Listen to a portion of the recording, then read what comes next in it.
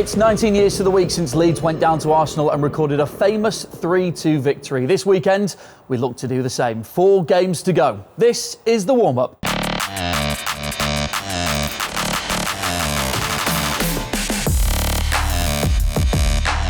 Coming up for you on this week's show. Alan flying through the air, header right in the bottom corner. We actually look at the header, as I said earlier, Tom, it was a great header.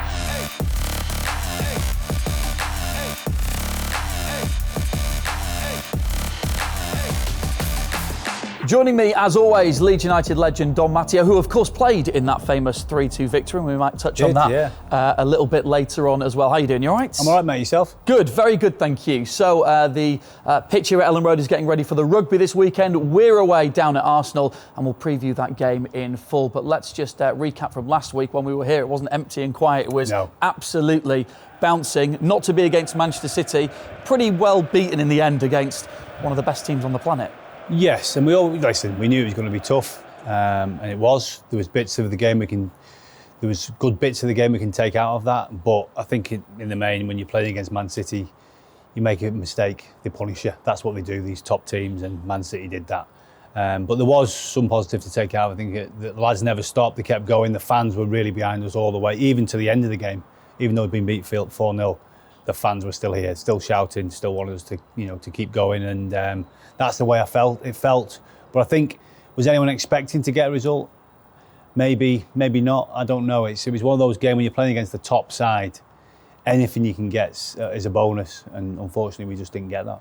Conceding 2 set pieces against a team like that and not making them score in open play until later on in the game will have been a frustration for Jesse Marsch. For sure. I mean, set pieces, especially being a centre half, you just got to defend better in them areas, because the one thing we noticed as well, from my point of view, watching from here, was they were attacking things better than us.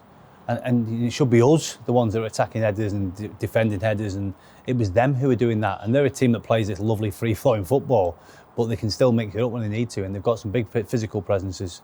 I thought Rodri was outstanding for them. He was, for me, the one player. I know Foden was good as well, but Rodri was brilliant against Leeds.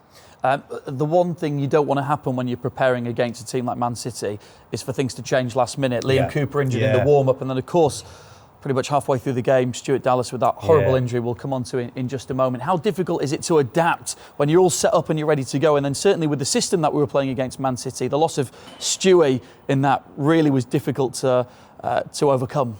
Yeah, and I think Coops had been doing so well for us since he come back from his injury. So I think it was when he obviously went up for the warm-up, he's obviously felt something and he's not been able to play. I think that does change the aspect of the game's going to be. And I think Coops has been such a good leader for us since he's come back from his injury. And he's a voice, isn't he? I've always said that. Coops is a voice. So for me, that was a big loss.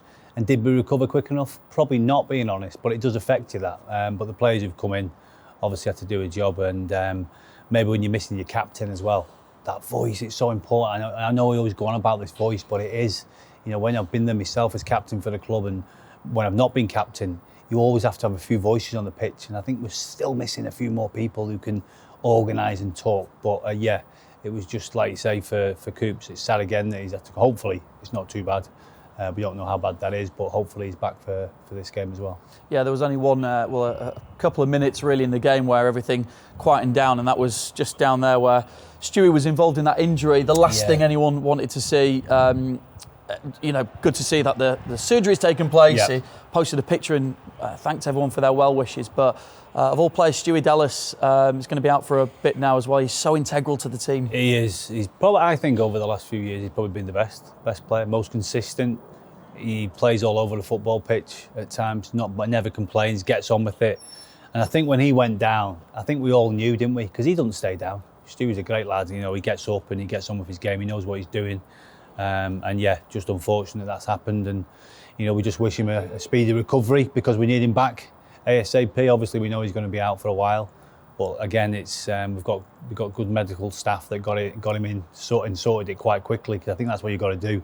We could see how bad it was. I didn't even like to look, to be honest, but just wishing him all the best in his recovery now going forward. Yeah, I'm sure he's grateful for all the well wishes from Leeds United fans across the world. Dom, I want to get into the mentality of a player around this time of the season, because there's so much at stake now, so much pressure in so many ways. How difficult is it for the players to try and erase the noise happening around them? I'm thinking before that game here against Manchester City, Watford are winning 1-0, then suddenly it's 1-1, then just before they come out it's 2-1. Are the players oblivious to that? Do they know what's happening? Does it affect players? How do you keep it from affecting players? I think you do know, being honest. You can hear the noise around the ground. I mean, thinking back to the Arsenal game where we just stayed up that in 2003, I remember I couldn't sleep the night before that game because I knew how important that result was. So it's kind of probably been the same for the players, and maybe seeing that result had come in might have knocked them a little bit. Whether Jesse Marsch had mentioned to the players this is what's happened, but I'm sure somebody would have said something. But yeah, it's a difficult scenario, and I always felt that in a game like that, the nerves were there because if you don't win, you don't get a result, the pressure's really on, and it's building again now. We know that. We know there's pressure on the players to perform, and we just need to do the best we can in our next games coming up, and that's all we can do. You can only do what you can do as a player. But I think now this is when you've got to stand up and you've got to be at it. Don't matter who you're playing against. Arsenal first. I tell you what, we've got to be at it. Whichever team Jesse picks, he's got to pick a team that can get something out of this game. Jesse Marsch was clearly grateful to the unbelievable support here in the crowd. Crazy, from an atmosphere point of view, it just didn't stop. No. And towards the end, so many people still here at the end of the game, wanting to say, we're with you, we're behind you, we're supporting you all the way. This place was just unbelievable. It was like, wow, when I'm in the Norman Hunter suite, and I was just like, the noise just never stopped. I came in to do a bit of talk, and there was still a noise going on. So it just shows you the passion these fans have for the club, and they're wanting the best, because normally everyone would have gone home by now. At 4-0 down, they've gone, they've emptied. These lot didn't. They stayed with us, and they even clapped the players off the pitch, which is incredible. Some of the clubs I've played at, that would have been the complete opposite. So yeah, fair play to them. And like you say, we're going to need all them fans and all these players now to get together as a unit, and we've got to try and, like I say, grind something out with these next few results. I can't believe anyone would ever boo you off a pitch, Dom. Surely There's always a few. Surely not. Having just said, how do we erase the noise going on around us? Of course, from our point of view, not the players' point of view, it's impossible not to. Huge games this weekend in the Premier League. Let's just look to those teams around us and what they've got. Burnley entertain Aston Villa. They're going to be playing them twice, of course. Saturday, 3 o'clock, so they play before us as well. They're on an incredible run. Are they going to continue it against Villa? To be honest, it wouldn't surprise me the way they're playing. I know Villa have got a result recently, but for the last few weeks they haven't been great, Villa, and then obviously they dig a result out. So it won't be an easy game. Steve will have them up for it because he knows they haven't been doing well. So once he gets that win, he'll be trying to push them forward. But I think it'll be a tough game. But we could do with Burnley getting beat. We definitely could do with that. And in terms of Everton, they travel to Leicester. Everton on the back of that win against Chelsea. We've got them midweek well. It's a bit of a flip around there. Leicester hopefully do us a favour. Let's hope so.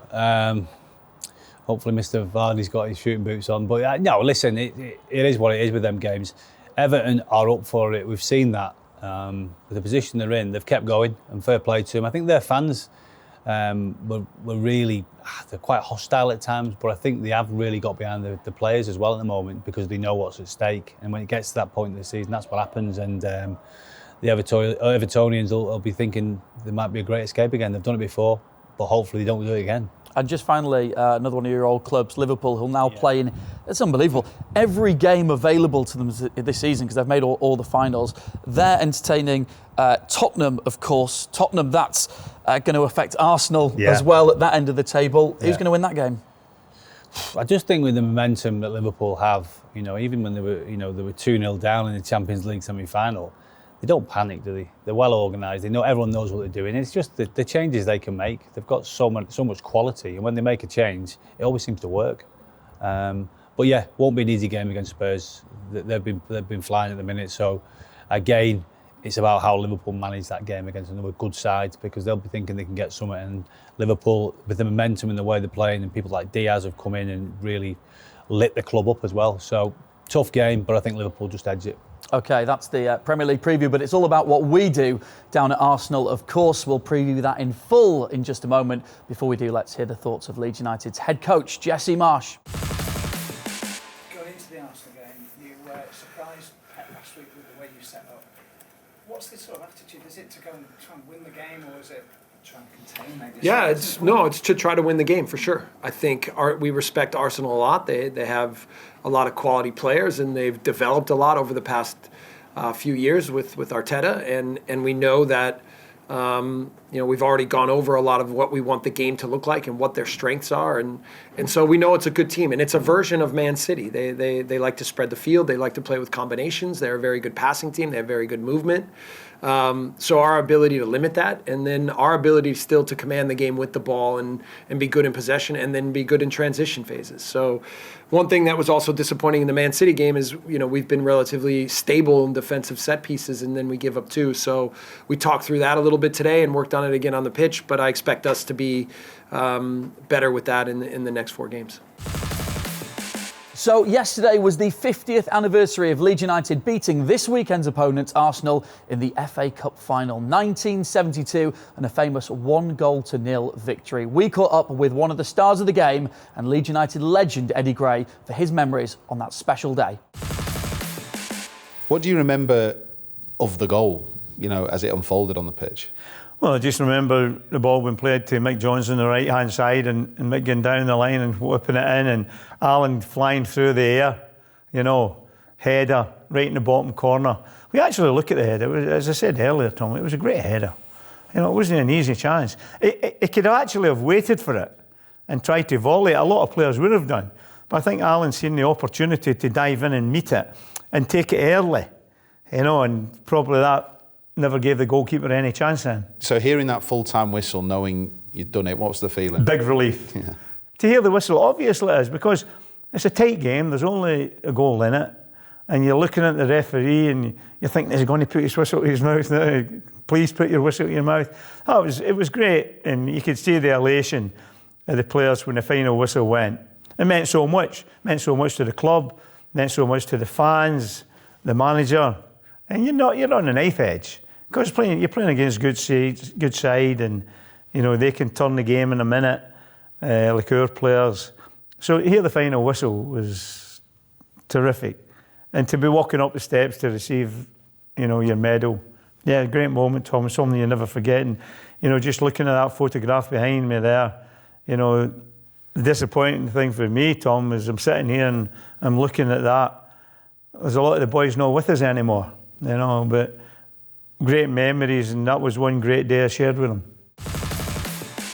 And you can hear the full chat with Eddie Gray about that very, very famous day on the Leeds United app and the Leeds United website as well. But great to hear Eddie reminiscing about such a famous day in the club's history that we still talk about now. Yeah, incredible. Some great players, some great characters, and I'm sure Eddie will be talking about that. And yeah, I think it's a special moment for anyone. And like you say, back then, the FA Cup was really important, not like it is nowadays. It's still important, but I think back then it was even more important. The FA Cup was everything because not everything was televised back then. Yeah, and probably even in your day as well. So I say that with respect, of course, Dom. But the FA Cup seemed to feel a little bit more. It wasn't in a time where teams were resting players in early rounds, put it that way. No, they weren't, and they were going for it. And like you say, I think them nerves. I've been around an FA Cup final myself.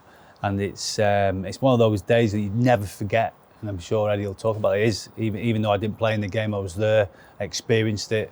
It's a special day, and I think the fans always make it so special as well because they're there early. They're ready to go and ready to have a couple of beers and enjoy the day, and that's what really happened. And it's just all about the fans, and they created them atmospheres, and I'm sure they did to get Leeds that victory.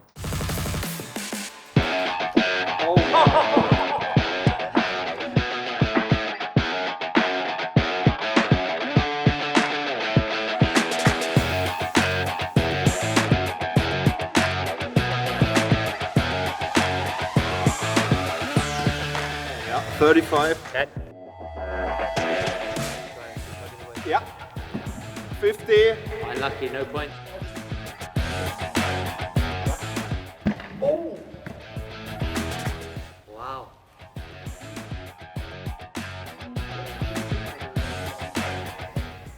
so he'll be good at it. Oh!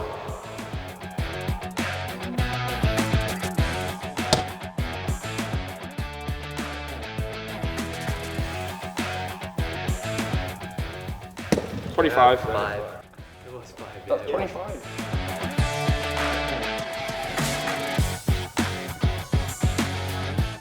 There we go. Put some serious height on this. Impossible to go straight in.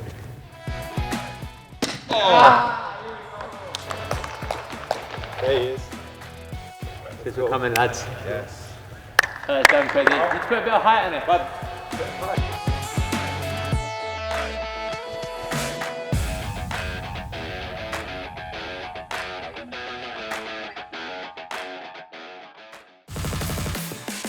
OK, let's take a look then at this weekend's game. 19 years to the week since that 3-2 win in 2003 you were involved in. 50 years to the week since the FA Cup victory. These are good omens, Dom, going into this game. So. But how do the players prepare going into a game like this? Take us back to 2003. Not a dissimilar situation, going down there and needing a result. Well, I think me and Eric Bakker were playing Tiger Woods golf to keep us going. It was just like the nerves were kicking in. And that's the truth, that we really did kick in. And I don't really get nervous before games. That's the way I was.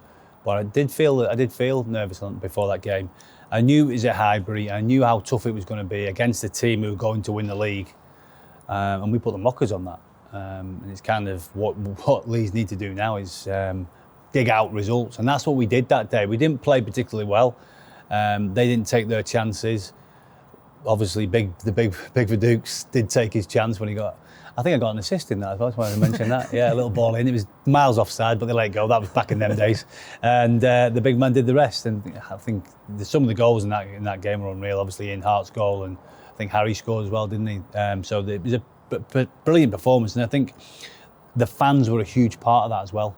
They were in numbers. The noise they made really gave us a lift when we needed it, because at some point to that game, you know, it could have been 4 or 5 for Arsenal, because that's the quality they had. But we kept going. I played holding midfielder again, and I really enjoyed it, actually. I was playing up against Vieira, people like that, and top players, and that always helped me.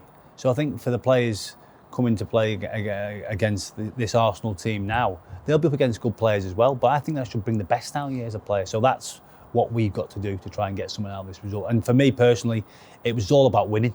It was all about winning. Didn't care how we played, but you've got to grind the results out. Luckily that day we did, and we managed to get the points and kept us up that season. Arsenal had a dip in form recently, and you're suddenly thinking, oh, wait a minute, what's going on here? Are they going to blow it because they've had such a good season? Then wins against West Ham and Chelsea, Man U at home as well. Suddenly they look like that team that's been battling for top 4 again, don't they? Yeah, they do. And I think, you know, we've been chatting about the way Arsenal play now, and obviously they did have a dip, but now they've picked up again. And Arteta's, I think, is doing a brilliant job. Great guy. Met him and played against him a couple of times myself. Brilliant fella. He seems like he's a bit of a disciple of football. He knows what he's doing. He knows what he wants. And I think he's bringing the best out of certain players. Obviously, Saka's coming in and been excellent. Martinelli's another one to look at for the future going forward. I think they've got lots of ability. And I think, again, with Arsenal, it's just them small improvements all the time to try and get them back to somewhere where they were. They're still miles away from winning the league, but there's stepping stones to get there, and all the top clubs have to do that. And Arsenal have obviously got plenty of money. They're a well-run club, and it's about what they do now with the players they bring in to try and improve them as well, just like what we need to do. It's about recruitment. I think they've recruited pretty well, and they're quite solid defensively now, because at times they were a bit weak defensively. Ben White's coming now, obviously ex-Leeds United, and he's done a brilliant job for them as well. And his pal Calvin, starting to get back into the swing of things now, really sort of towards the end of that Man City game as well. He's going to be crucial in these last 4 games. He generally is, and I think he's got to get on the ball, hasn't he? He's got to keep it full, he's got to try and make things happen. And it's more important, obviously, now. Obviously, we know Forshaw's not been playing, so I think Calvin, more responsibility again. He can take that, he can handle that. He's very good on the ball. But again, I think Calvin's got to lead from the front, lead by example. When you're the best player at the club, that's what you've got to do. And I'm sure he will be up for it in this game as well. Well, it's 2 huge games coming up in the space of just a few days with Chelsea back here on the horizon as well. Be good to get something down at Arsenal, wouldn't it, Dom? What do you see as a match prediction here? Well, listen, any point in this game would be good, would be great. Let's be honest. Another game that probably Arsenal will be coming into the game thinking they can win it. And like I say, we've got to upset them. We've got to upset the apple cart, and we've got to do what we can do. And hopefully, I'm sure he will. Jesse Marsch will have a plan. You have to have a plan when you play against a side like that. And we know their threats, and I'm sure they've worked on it on the training ground. And that's what we've got to do. We've got to try and produce a one-off performance that gets the points, whether it's 1 or 3. But walking away with none would be hard, I think, because other clubs, we don't know what they're going to be doing, and we don't know the results. So it's about how we approach it. Forget everyone else. It's all about how Leeds approach this game against a good side in Arsenal. OK, it's a 4-game season now. Starts with Arsenal Sunday lunchtime. Your coverage here on LUTV with commentary from Bryn Law and Tony Dorigo. Enjoy the match.